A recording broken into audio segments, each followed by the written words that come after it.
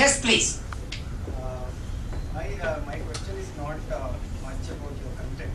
It's about the context and the conditions that we live in. Yes. Don't you think it's unfortunate that people who are in need of motivational lessons the most are the so-called educated, sophisticated, civilized urban class? If you take your own example, you never had a motivational guru No. to come up. People call me a motivation guru Yeah. today, by the way. Yeah. That's the nickname for me. Yes. The thing is that you did not need a motivational guru to be wherever you are right Okay. now. Okay. Why is it that people, the so-called educated people from the cities are in need of these kind of lessons, and which compels me to believe that education has seriously ruined us. That's it. Clap for this guy.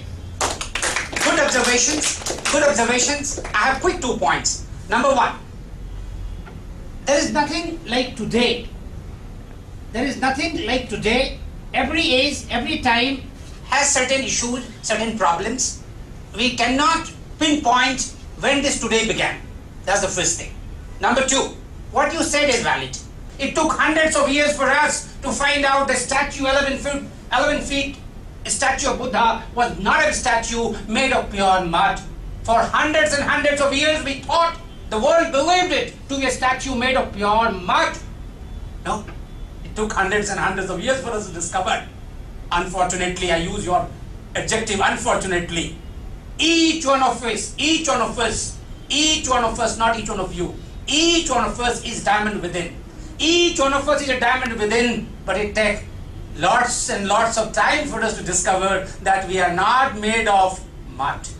You are diamond within, my friends. Unless and until you discover that you are diamond within, no transformation will take place. I was fortunate, I was very lucky that I realized that I was cut out for something great in life.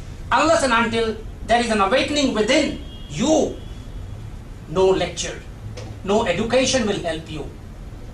Our scriptures say, Tattvamasi, that thou art, you are a spark of divine. How can divine be failing? But today it's failing because we don't know our identity. A very good question. I'll be happy to answer you. What more questions? Shouldn't that be the part of education rather than 101%. There is always a gap between what should be and what is. We should also know that. What you are saying is valid. Okay? Stay in touch. motivationguru@hotmail.com. I'll be too happy to answer many of your questions. Yes, please. Anyone else? Because time is very important for me. Yes, please. I got a little confused with the Yes, tell me. Sachin Tendulkar example of accepting Okay. empirical Okay. reality. Okay. Where do you draw the line between accepting the empirical reality and pushing the boundaries? Okay. Okay. I could Okay. give examples of Nadal Okay. or other such players who Okay. did not accept the reality and are Okay. today at the place where they are. Okay. Okay. It's a good question. It's a good question. Let's understand it. Let's understand it in a different way. Let's leave Sachin for a while. I have a 10-year-old son. He knows how to use my system better than me. I bought a car a couple of years ago. He knows how to operate the car better than me. Now, he's so technical. He hates to study. What is the lesson learned from this? That this child has a knack for something which is very technical. He is not like his dad who loves to study. I can't live without reading. I can't live without listening to somebody. That is what I was trying to convey. Each one of us is differently made.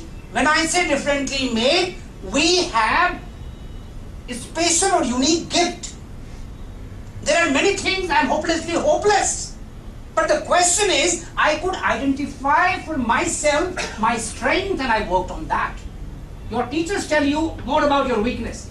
That's a wrong practice. Teachers must tell you what is best in you. Nourish that, nurture that, move to the next thing. That was what I wanted to convey, my friend. Yes? Any question? I'll be too happy to answer. It's a great privilege and honor for me to be here, my friends. I did not tell you, and I'm trying not to take any extra time. Yes. The question he asked is like, when do you accept that you are hopeless at it, and when do you say, no, everybody says that, but I'm going to do something No, about it. see, That's the real burden see. of your choice. You say we have to own up to what we decide, and so that's the real point. It's the burden of choices that you make. It's not even the burden of the choice. What I'm trying to convey is very simple. You are the best person who would know what is the best thing you can do. What is the best thing you can do? Yes, you could always take the help of the experts. You can always have the guidelines from those who have seen life with more than you.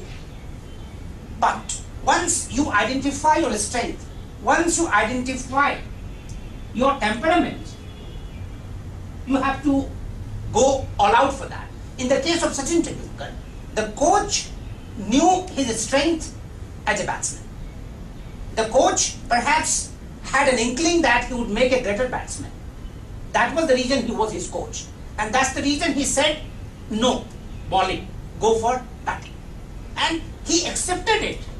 It also brings to my mind what we say in our scriptures, Shraddha Vana Lavate Jnanam. Shraddha Vana Lavate Jnanam. They and they alone are entitled to learning who have respect. Your teacher, your coach is a person who has wisdom. If he or she is your teacher, is your mentor in true sense. If the person is not mechanical. That's what I was referring to. Yes, please. But sir, you can't rule out chance here. He took a chance and believed him because he had respect. So we can't rule out chance. Well, I have never ruled out the chance. All that I say, you have to have unshakable faith in your mentor, in your guide.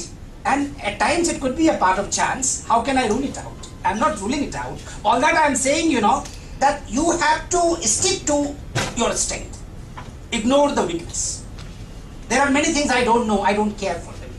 Whereas my teachers are focused on my limitations. My teachers are focused more on my limitations.